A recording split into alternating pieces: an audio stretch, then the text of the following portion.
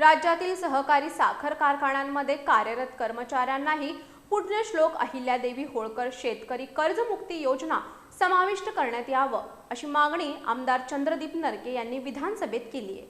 आर्थिक अडचणीत सापडलेल्या साखर कारखान्यातील कर्मचाऱ्यांना दिलासा देण्याची गरज असल्याचं त्यांनी स्पष्ट केलं।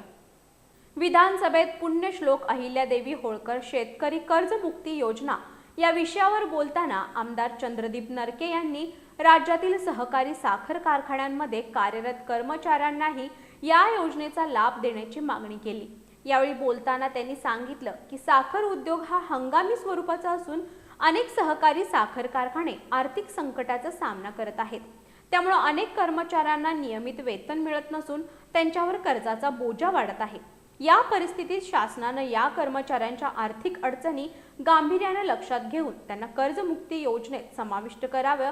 ग्रामीण अर्थव्यवस्थेचा कणा मानला जाणाऱ्या सहकारी साखर उद्योगातील हजारो कर्मचाऱ्यांना या निर्णयामुळे मोठा दिलासा मिळू शकतो।